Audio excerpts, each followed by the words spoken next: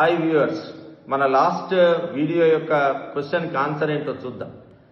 ఎప్పుడైతే మీరు ఒక నెమలి ఈకను ఒక పుస్తకంలో పెట్టి కొన్ని రోజుల పాటు ఉంచితే ఈ పేపర్కి ఈకకి మధ్య పిల్లలు దీని పుస్తకాన్ని తెరవడం మూసేయడం వల్ల రాపిడి జరుగుతుంది, రబ్బింగ్. దానివల్ల దీనికి ఛార్జ్ వస్తుంది, ఎలక్ట్రిక్ ఛార్జ్ వస్తుంది.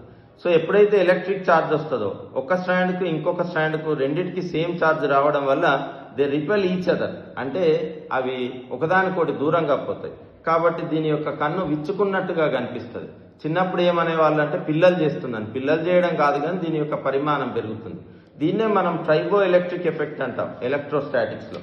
మీరు ఒక గాజు కడ్డీని కనుక తీసుకొని ఒక సిల్క్ గుడ్డుతో బాగా రుద్దితే అప్పుడు దీనికి పాజిటివ్ ఛార్జ్ వస్తుంది. ఎందుకు పాజిటివ్ ఛార్జ్ వస్తుంది అంటే ఇది ఎలక్ట్రాన్లను కోల్పోతుంది, ఇది ఎలక్ట్రాన్లను తీసుకుంటుంది. ఇస్తే ధనం, తీసుకుంటే రుణం. ఏదైతే ఇస్తుందో దానికి ప్లస్ వస్తుంది, ఏదైతే తీసుకుంటుందో దానికి మైనస్ వస్తుంది. దీన్ని మనం ట్రైబో ఎలక్ట్రిక్ ఎఫెక్ట్ అంటాం. ఉదాహరణకు నేను ఒక ఇట్లాంటి బల్ల మీద నిల్చొని ఒక వ్యాండీగ్రాఫ్ జనరేటర్ అని ఒక పరికరం ఉంటుంది, దాని లోపల ఛార్జ్ చాలా ఉంటుంది.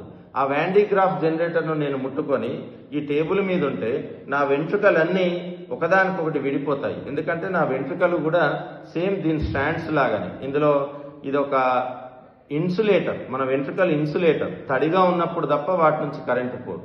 సో ఈ వెంట్రుకలన్నీ ఒకే ఛార్జ్ను పొందడం, ఉదాహరణకు పాజిటివ్ ఛార్జ్ను పొందితే ఒక వెంట్రుక ఇంకొక వెంట్రుక నుంచి దూరం పోతుంది. నేను మీకు వీడియోలో చూపిస్తున్నాను. ఈ ఫిగర్లో మీరు చూడొచ్చు, అమ్మాయి యొక్క వెంట్రుకలు దూరంగా పోతాయి. సో దీనిలో ఉన్న సైన్స్ ఏంటంటే triboelectric effect, electrification due to rubbing.